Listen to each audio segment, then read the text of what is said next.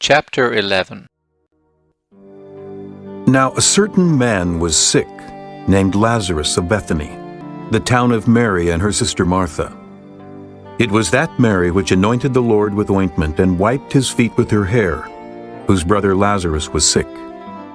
Therefore his sisters sent unto him, saying, Lord, behold, he whom thou lovest is sick. When Jesus heard that, he said, This sickness is not unto death, but for the glory of God, that the Son of God might be glorified thereby. Now Jesus loved Martha and her sister and Lazarus.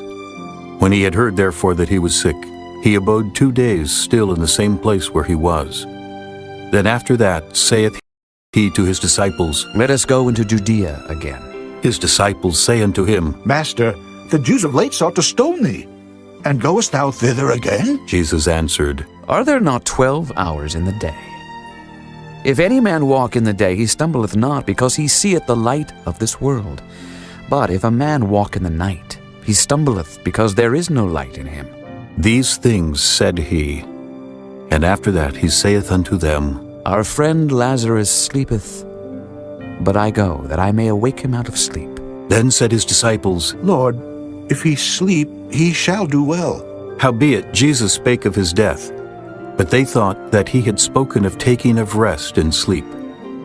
Then said Jesus unto them plainly, Lazarus is dead, and I am glad for your sakes that I was not there, to the intent ye may believe. Nevertheless, let us go unto him. Then said Thomas, which is called Didymus, unto his fellow disciples, Let us also go, that we may die with him. Then when Jesus came, he found that he had lain in the grave 4 days already. Now Bethany was nigh unto Jerusalem, about 15 furlongs off. And many of the Jews came to Martha and Mary to comfort them concerning their brother. Then Martha, as soon as she heard that Jesus was coming, went and met him. But Mary sat still in the house. Then said Martha unto Jesus, Lord, if thou hadst been here, my brother had not died. But I know that even now, whatsoever thou wilt ask of God, God will give it thee. Jesus saith unto her, Thy brother shall rise again. Martha saith unto him, I know that he shall rise again in the resurrection at the last day. Jesus said unto her, I am the resurrection and the life. He that believeth in me, though he were dead, yet shall he live. And whosoever liveth and believeth in me shall never die. Believest thou this? She saith unto him, Yea, Lord, I believe that thou art the Christ, the Son of God, which should come into the world. And when she had so said, she went her way and called Mary her sister secretly, saying, The Master is come, and calleth for thee. As soon as she heard that, she arose quickly and came unto him.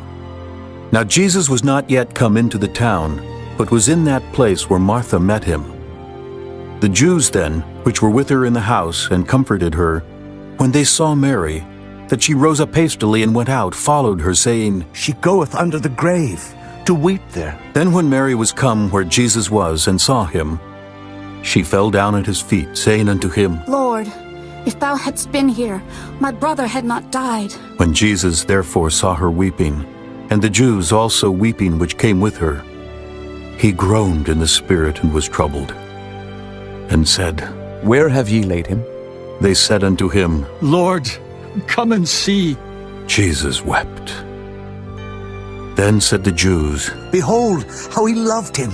and some of them said, Could not this man which opened the eyes of the blind have caused that even this man should not have died? Jesus therefore again groaning in himself cometh to the grave. It was a cave, and a stone lay upon it. Jesus said, Take ye away the stone. Martha, the sister of him that was dead, saith unto him, Lord, by this time he stinketh, for he hath been dead 4 days. Jesus saith unto her, Said I not unto thee, that if thou wouldest believe, thou shouldest see the glory of God? Then they took away the stone from the place where the dead was laid. And Jesus lifted up his eyes and said, Father, I thank thee that thou hast heard me. And I knew that thou hearest me always. But because of the people which stand by I said it, that they may believe that thou hast sent me. And when he thus had spoken, he cried with a loud voice, Lazarus, come forth. And he that was dead came forth, bound hand and foot with grave clothes, and his face was bound about with a napkin. Jesus saith unto them, Loose him and let him go. Then many of the Jews which came to Mary and had seen the things which Jesus did believed on him. But some of them went their ways to the Pharisees, and told them what things Jesus had done. Then gathered the chief priests and the Pharisees a council, and said, What do we? For this man doeth many miracles.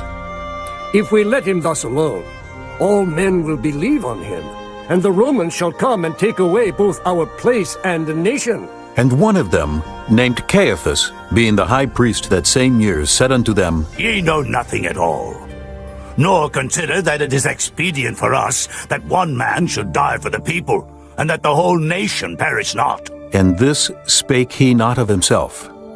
But being high priest that year, he prophesied that Jesus should die for that nation, and not for that nation only, but that also he should gather together in one the children of God that were scattered abroad.